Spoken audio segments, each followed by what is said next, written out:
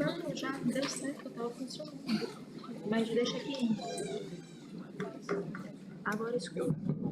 Okay, now you hear me? Deixa So we come to one of the next plenary session, and I have the pleasure, Lordinia and Mario, that I also thanks for the organization of the event and for having invited us with Isabel to be chairs of the scientific committee. I have the pleasure to present you Francisco Cervantes. So we were talking before, we were making counts, and we know each other since 30 years ago. 30 years ago, I was a young researcher, so we are talking about 1995. I had passed my PhD 3 years before, and I was commissioned by my institution, which is a French one, to go and do research in the lab where I had done part of my PhD thesis in Mexico City, at Iztapalapa, la Universidad Autónoma Metropolitana, campus Iztapalapa.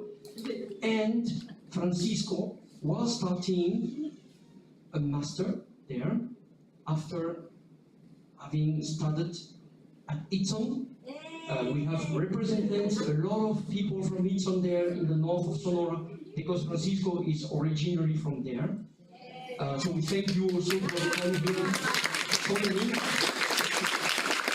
And there he made a formation of engineer in biotechnology. And in Mexico, he was going to do a master in biotechnology also. And he worked with two good friends. One of them, unfortunately, Jorge Gomez, passed away some years ago, and also Oscar Monroy Hermosillo, that is missing here, but he retired last year and this year, and he decided that the new blood had to come here, so he decided not to come himself. And so at that time, Francisco was working on trying to implement Anamox for the first time for nitrogen removal in the lab at Iztapalapa. Later on, I think he had a good idea at that time. In Wageningen, there was a very big group working on anaerobic digestion. He wanted to go to one of that was like La Mecca, the Mecca of anaerobic people working on anaerobic digestion. And so he decided, and he got a scholarship to go study there, a PhD, with, let's say, one of the best researchers at that time working on that field.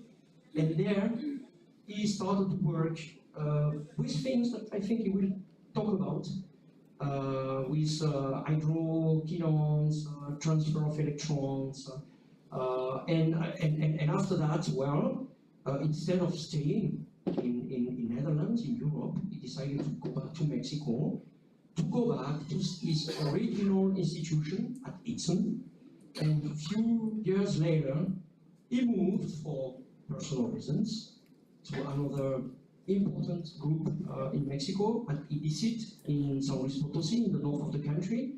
And then apparently they liked also to go further down, further south. So since 6 years, he's now working in Querétaro at the Institute of Engineering, and following more or less the same trend. What I can say is that I don't like so much, and nowadays, at least in Europe, in our institutions, we don't look at how many articles somebody has published, what is the H factor, etc. But I will use this H index factor, because myself, I am really impressed. I don't know if you know how to calculate it, but Francisco's H index is 50. What it means? It means that it has 50 articles published that have been cited 50 times. Myself, I am always 10 years older than him. I am only 21. And so this means that his work has, at least in the scientific community, some impact, a great impact. And so what I was saying is that probably that Jorge Gomez, from where he is now, Oscar Monroy, but also all the people who contributed to the formation, Pablo Bortares, the formation of Francisco, must be very proud of the researcher that he became, probably one of the leading researcher in Mexico, but also in Latin America and other parts of the world. So Francisco, now the floor is yours, and we are thirsty to hear what you have to tell us.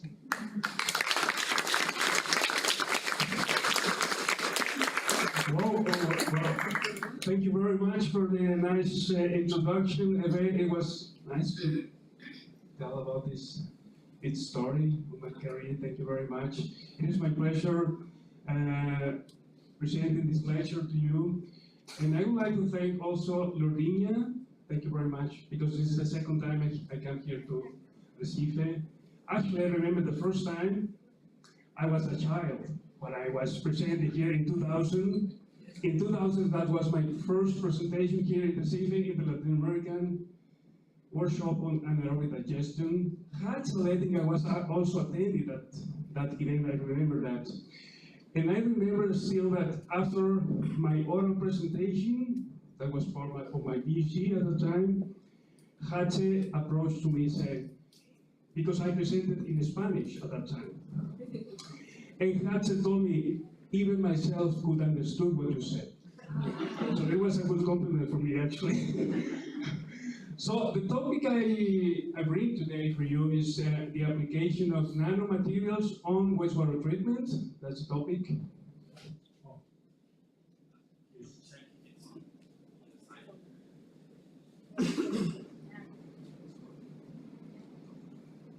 Okay, we got it. Yeah. So if we look at as an introduction, if you look at the evolution of modern wastewater treatment systems, you may think, well, in the transition between the 19th century and the 20th century, a lot of microbiology work was done by Pasteur and many other microbiologists. But you know, this first activated sludge system developed by just injecting air and adding sludge to a tank, which was completely mixed. And of course, you need a settler for two purposes, to clarify the treated water and to recycle the activated sludge. And since then, we had so many technologies available here. In the middle of the century, oxidation ditch, treating filters, later on the USB and GSB reactors, SDR systems. One of my favorite systems, of course, the Anamox process, which came up in the 90s. Of course, also the membrane bioreactors, both aerobic and anaerobic reactors, and many others. So we're actually plenty of technologies nowadays to treat wastewater. And even so, you can see in this graph that despite these technological developments, we still have a significant fraction of wastewater which is not properly treated. Even in the highly developed countries, in the 2015, still 30% of the water was not treated. And the projection for the 2030, you can see here that is still a significant fraction is missing appropriate treatment. So on one hand, we are plenty of technologies, but on the other hand, we are not applying these technologies to treat the water accordingly, right? So what are the major issues here that prevent the implementation of wastewater treatment plants? Of course, the high cost of the construction and maintenance of this infrastructure. Secondly, more important, also the complex composition of several industrial wastewater, which represents a real challenge to apply efficient technologies to remove not only organic matter, but also emerging persistent pollutants, right? So I'm going to talk about today on the role of nanomaterials on the treatment of industrial wastewater. Yeah, and if you think on the application of nanomaterials, I think you need to imagine the way to maintain it, to keep these nanomaterials in the bioreactor. Otherwise, you will lose these nanomaterials out of the bioreactor, so you need strategies to keep it inside the bioreactor.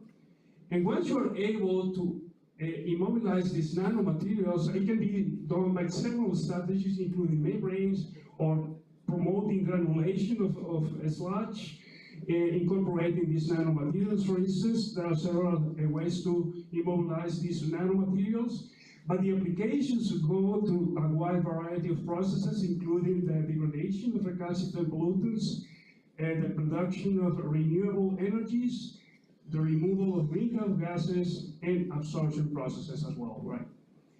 So the first process or application I would like to introduce is the application of nanomaterials on anaerobic digestion processes. As you know, it's a very complex process involving several steps. And to have a very efficient anaerobic process, you need the harmonized input of key microorganisms, including fermentative bacteria producing volatile fatty acids, acetogens, and methanogens. Of course, probably you have heard that some nanomaterials, conductive materials, can promote direct interspecies electron transfer, promoting this syntrophic cooperation between fermented bacteria and methanogens in order to increase the production of methane during the conversion of organic substrates. This is the case, for instance, with the co-culture of a geobacteria species here and a methanolcycine species. If you don't have a conductive material, there is no methane production here going on, because you need to convert first ethanol to acetate by the activity of the geobacteria species here, and then acetate is later on converted into methane by the methanolcycine species. But in the presence of graphene oxide or reduced graphene oxide, you can promote this direct interspecies electron transfer process. But most of these studies reported are with defined co-cultures and with synthetic media, which do not reflect real scenarios in practice, right? So we have been working lately on the application of carbon-based materials to increase the anaerobic treatment of real wastewater, like those coming from the slaughterhouse. This is work of Luis Ramirez. So how we immobilize this graphene oxide here is through the synthesis of organic xerogels, and then we observed that there was an increase. This is the control bioreactor, not including nanomaterials. You have basically a reasonable conversion of organic matter in the control reactor.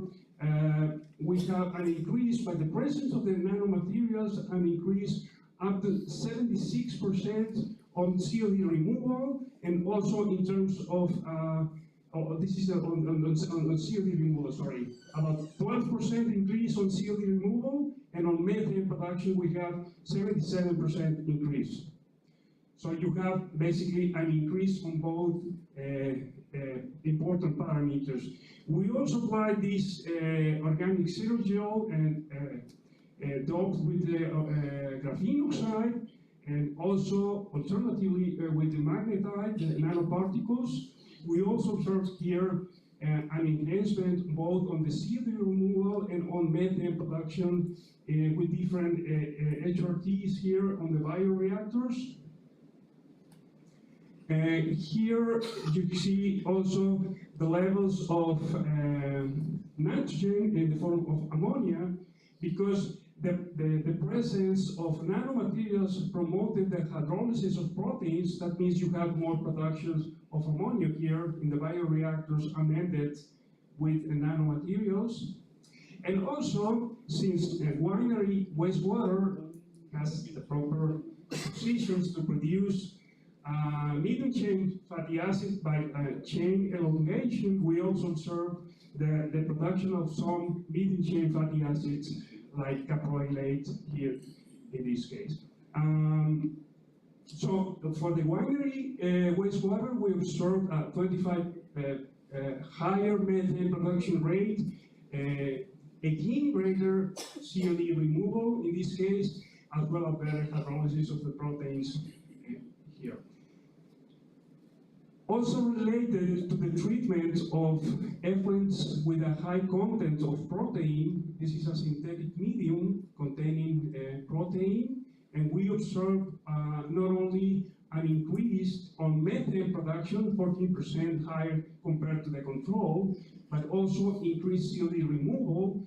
But we found interesting to see also some removal of ammonia, the ammonia that is of course coming from the hydrolysis of proteins.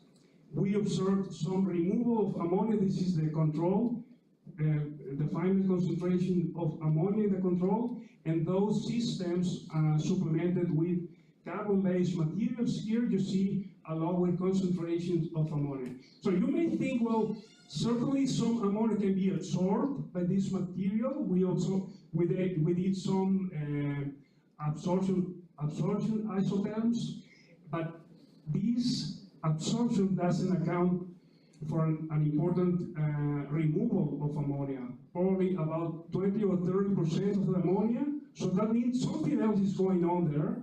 So what is going on with ammonia? We postulate that maybe some ammonia is being anoxically oxidized using these carbon-based materials as electron acceptor, which is actually related with a previous work made by Emilia, one of my PhD students in the past, because we documented the anaerobic ammonium oxidation coupled to the reduction of natural organic matter, because natural organic matter, like carbon-based materials, contain oxidized functional groups, like here, like quinone groups. So these quinone groups can serve as electron accepting groups to promote this anaerobic ammonium oxidation, like in this case, right?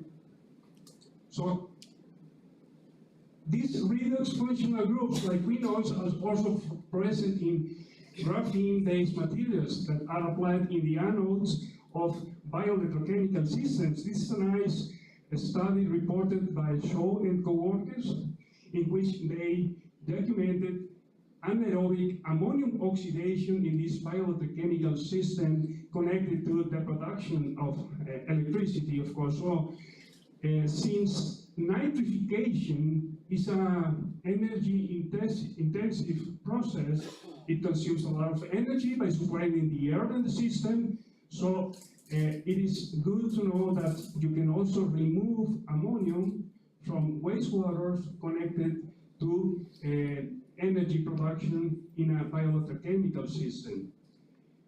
But in this work, conducted by Sergio Ponce, also one of my PhD students, we found that sometimes the end product may not be nitrogen, the nitrogen gas, like in this case. So eventually, ammonium can be oxidized to nitrate in the so-called anoxic nitrification, coupled to the reduction of functional groups present in either on cubic substances or in graphene oxide. So you can see here in these graphs, basically the conversion of ammonia and coupled to the reduction of graphene oxide in these experiments. More than 80% of the ammonia which was oxidized was recovered as nitrate, which is a nice example of how carbon-based materials can promote the removal of ammonia, either to have the nitrogen gas as an end product or nitrate in this case. Lately, also Sergio Ponce explored the application of this bioelectrochemical system in which we applied partial nitrification in the anode chamber, in which ammonia is firstly oxidized into nitrite and then is connected to the cathodic chamber, in which nitrite is selectively converted into nitrous oxide. Well, you may say, well, why do you want N2O as a net product? It's a greenhouse gas. It may, be it's making not sense probably, but the idea is not releasing, of course, this nitrous oxide, but under controlled conditions, you can recover this nitrous oxide for industrial applications or for medical purposes, right? And in these experiments, we use labeled ammonia with the 15 nitrogen, and we documented that this conversion to nitrous oxide is up to 76% of the ammonium being converted here, and with some traces of nitrite in the system as well. Another topic I would like to introduce and that we have been working lately is on the recovery of catalytic metals from industrial effluents, especially those coming from the metallurgic industry, in order to enrich anaerobic sludge to create such a biocatalyst to apply it on the conversion of recalcitrant pollutants. One of the ways where we found to recover metals from the metallurgical effluent was applying this bioreactor, but first I would like to say the kind of effluents we were focused on. It was coming from the stainless steel industry, containing, of course, a lot of metals, especially iron, nickel, and copper, but you may even find traces of zirconium, platinum, palladium, and some other valuable catalytic metals in this effluent. It also contains a lot of nitrate. You can see here up to almost 7 grams per liter of nitrate. And you don't have organic matter, so COD is 0. It's highly acidic, so it's challenging to apply a biological system to remove nitrate here. So we applied a denidifying reactor here. This is a membrane bioreactor performing the denitrification process. So we added 2 external carbon sources here, citric acid and ethanol here. So, and the bioreactor is a membrane bioreactor that contains activated carbon to create supporting the carrier for the biofilm, but also through the hydraulic conditions established in the bioreactor, we maintain the membrane clean because of this collision of the activated carbon with the membrane, right? And secondly, important here is that all the alkalinity that was produced here was recycled here into a precipitation column in order to mix the alkalinity with the influence of the metallurgical water in order to promote the precipitation of most of the metals present here. And that's the way we were able to recover most of the metals present in the effluent. So we recovered several minerals from these effluents. And then, well, this is the permit, the effluent treated.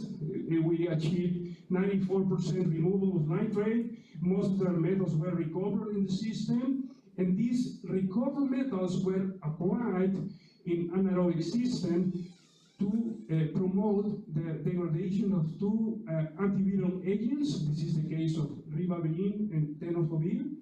And this is a controlled bioreactor only containing sludge. So we roughly achieved about 50% removal of the antiviral agent in the case of ribavirin, and in the case of tenofovir, we achieved about 40%. But the sludge enriched with the minerals achieved almost 100% removal of these 2 antiviral agents. We also applied the same minerals on the conversion of trichlorophenol, so we found 4 times faster degradation of these contaminants, faster degradation intermediates as well, and we made a balance of the chloride here, and then we were able to elucidate this pathway. Also, these metals, these catalytic metals, we applied for the treatment of a real effluent coming from a polymer factory. It is an effluent coming from the condensate process. This factory actually produces polyethylene terephthalate, nylon, and several other fibers. is a highly toxic effluent because it contains dioxins, aldehydes, PFAs as well, phenolic compounds, glycols. It contains more than 10 grams per liter of COD.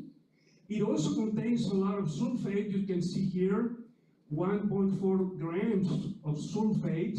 So it's challenging to treat these industrial effluents. So the strategy we established in the lab is to mix this industrial effluent with municipal sewage. So we gradually dilute this industrial effluent in order to adapt the sludge to the toxicity of this effluent. What we found here is a good control of the pH, except for this stage, because we added bicarbonate up to 20 grams per liter in order to control the pH of the bioreactors. In terms of COD removal, you can see here, we have two reactors here. The control reactor only containing sludge, and the bioreactor enriched with metals recovered from the metallurgical effluent. It contains only a little bit of metals, it's about 1% in weight with the biomass. And in terms of COD removal, we observed about 90% removal of organic matter, but you see in the last stage, which is this one, we were only feeding the industrial effluent. So in these previous stages, there was a mixture of the industrial effluent with the municipal sewage. Of course, you have methanogenesis going on here, but you also have sulfate reduction connected, of course, to the removal of the toxic compounds present on this industrial effluent. This is the graph showing the sulfate removal. This is the influent sulfate concentration, about 1 gram per liter. So you have most of the sulfate being reduced, of course, to sulfide. But the interesting thing here is that the bioreactor enriched with metals did not have the presence of H2S, on the biogas produced. And in the control reactor, you have, of course, significant concentration of H2S. This is in the gas phase. And in the liquid phase, we have sulfide. You can see the concentration of sulfide in the control bioreactor, and you see less concentration on the bioreactor amended with the metals.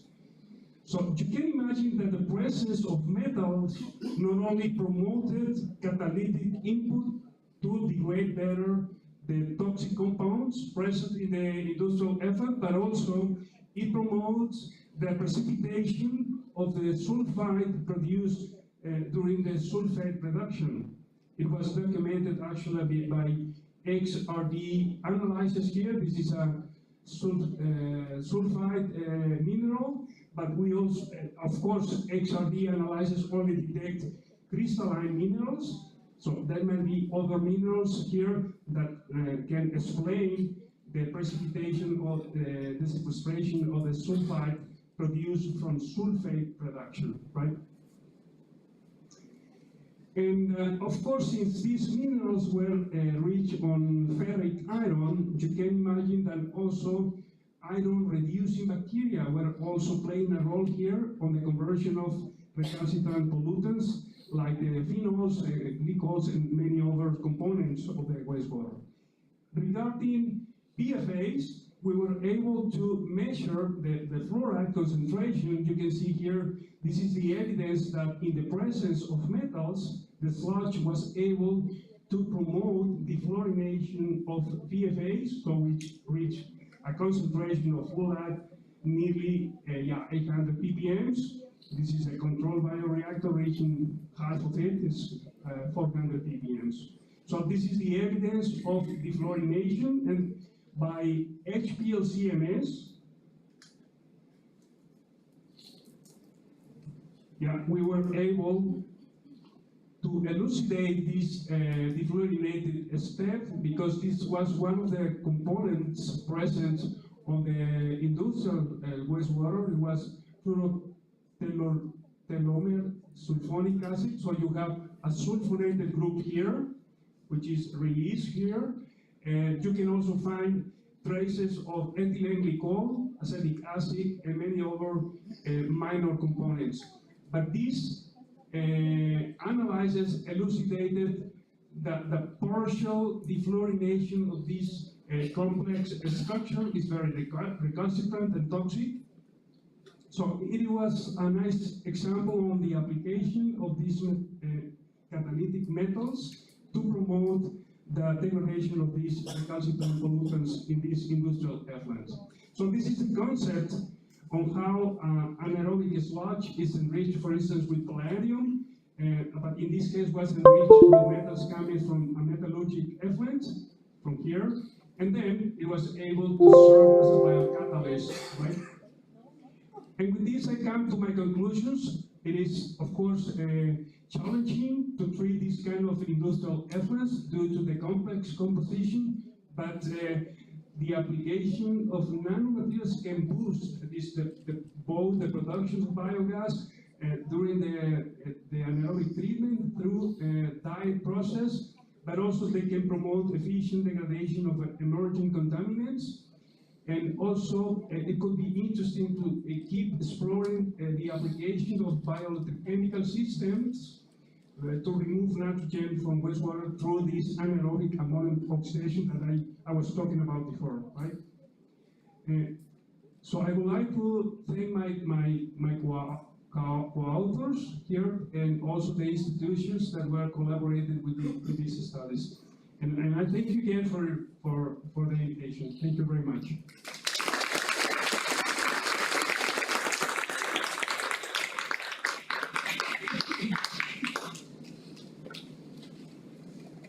Thanks a lot, Francisco, for this very interesting presentation. We have plenty of time for questions. So don't be afraid if something was not clear, or you want to go deeper in some of the information that Francisco provided us. The floor is yours now.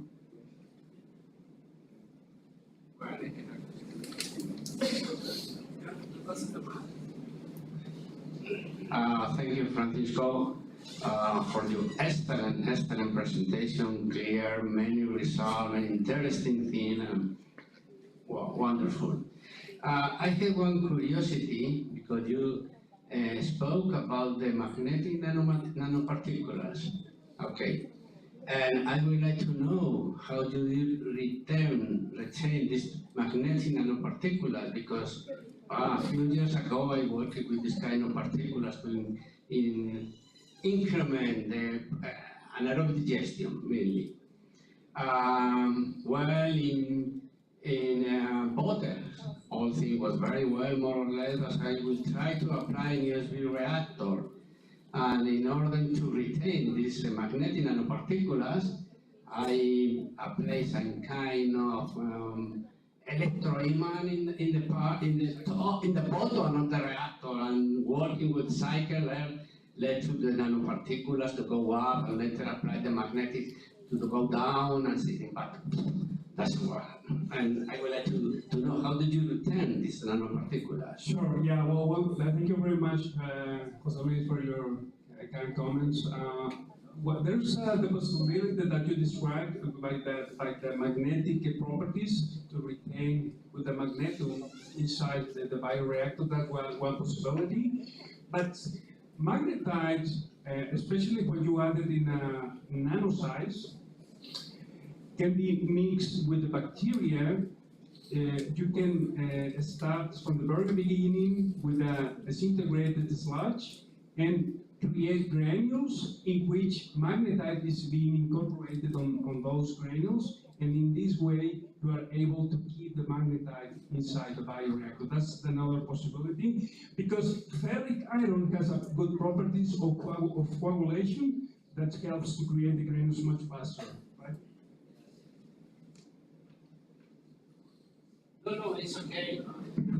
Any I have not enough liver to think about the possibility. Trying to use the nanoparticulates and prepare and to obtain the good ratio between our first objective, more complicated, was to determine the ratio between the nanoparticulates and bacteria in order to get all the bacteria in with the nanoparticulates, no nanoparticulates free and this kind of thing. But we don't think to do as you propose. Yeah, they can also be encapsulated with an additional material, or you can create a composite to keep it inside the bioreactor. Like the case that I presented with organic zero-gels. During the synthesis of organic zero-gels, you can add graphene oxide or magnetite. It can be distributed inside the organic zero-gel, and then you retain it in this matrix inside the bioreactor as well. That's another strategy we have been exploring as well.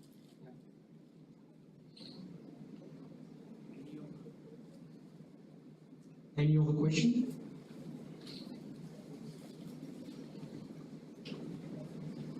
Hello, thank you again for this very insightful presentation. I have not one but two questions, so I'll try to be very concise. Thank you. Thank you too. My first question was with regards to the sub-products which could be produced with regards to the degradation. Since we are in the context of wastewater treatment, there are, let's say, anaerobic digestion processes. So my question was, what are your thoughts about the production of sub-products which could, how to say, I have a word in French. I know your point. I think if you allow me to answer first this question, it's good that you ask this question, because this polymer factory already has typical or traditional activated sludge treating their effluent. So, since in Mexico a new legislation started in 2021, a few years ago, so they need some help to improve the performance of the wastewater treatment plant. And that's why we explore this anaerobic treatment to be a complementary process combined with the activated sludge that is currently in operation.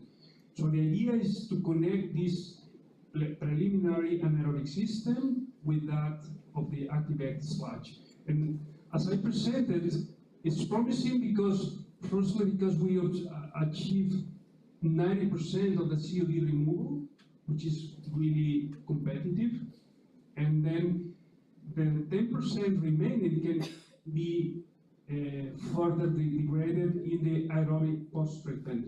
That's the idea of introducing this alternative as a complementary technology, what they have nowadays on the plant, right? Okay, that's very, very deep.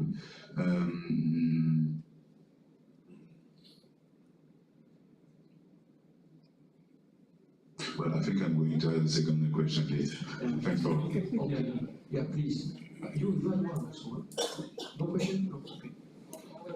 Hello, thank you so much for a very interesting presentation. And I have a very simple question. How does that affect sludge yields, for example, at the facility? Do you manage to reduce it somehow, and how the facility copes with that? Well, I would expect common yield on the sludge production. You would expect between 10 or 50% or 15% of the COD removed in the anaerobic system. Perhaps you are aware of the metals that were added to the sludge. In a long-term operation, it's not that big issue, because especially because we added at a catalytic level. It was 0.5 or 1% in weight compared to the biomass. Secondly, important, I didn't mention, we also measured leakage of sludge coming out on the treated effluents, and of course we detected some metals, but still were below the legislation level. So it was good to know that the methods are retained in mixed with the sludge, which is good. Also important is that these minerals, as I show on the presentation, they play an important role to sequester the sulfide that is produced from sulfate reduction. So it's an additional service you have with the minerals to precipitate the sulfide. Then you have a biogas with a much lower content of H2S, so which is good also for the take-up of the biogas for instance, for electricity production, right? So just to follow up, there is not much increase in sludge yield basically, because the amount isn't significant. No, basically not. Okay. Somebody else has a question? Okay, here, Osman. from Osman. Hello, Francisco. Thank you so much for the presentation and for being an inspiration for all of us. I was curious about I have read that paper before, the one about the natural antimatter and the anaerobic oxidation of ammonium. But I was wondering if there was any way to regenerate the quinones. So you have the oxidation of ammonium, and then you produce the hydroquinones, right? The quinone groups in the natural antimatter, they get reduced to hydroquinones. So I was wondering if there was any microbial process way to reoxidize them back to quinones so they would be available again to continue doing the ammonium oxidation. This way you would need very tiny amounts of natural antimatter, right? Or if we could couple that with another biological process that would require electrons, such as the nitrification. I don't know, I guess I want everything at once, but if we could couple these things. Yeah, thank you very much. Well, there are two scenarios I can see here. In nature, for instance, in marine sediments, these marine sediments are rich on ferric and manganese oxides. So in those cases, you have on one hand the oxidation of ammonia, then the quinones are reduced to hydroquinones, but then these hydroquinones are reacting chemically with the oxides, either ferric or manganese, regenerating the electron accepting capacity of the natural organic matter. That's in natural environments. But in engineered systems, as I show here, perhaps the carbon-based materials on the anode replace the role of natural organic matter as an electron acceptor. In that case, you have, as I show here, the oxidation of ammonia in the anodic chamber, and then you connect with the cathodic complement to convert the nitrite or nitrate to the nitrogen gas as well, right?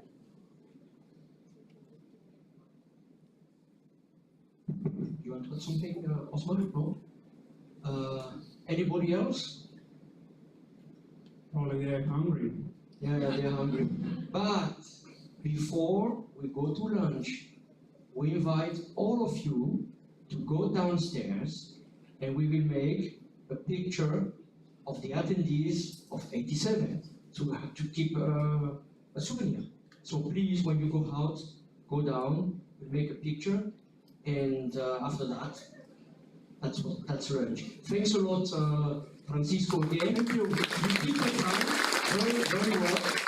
And so we are going to make a big 12 questions, and you save the session. Thanks a lot. Bye. So now we are going to take the picture in the stairs here in front, and then lunch, everybody upstairs. And then in 1:30, we are going to have the full oral sessions again. Okay, so 3 sessions here, the second auditor in the room 105 at the same time, okay, at 1:30.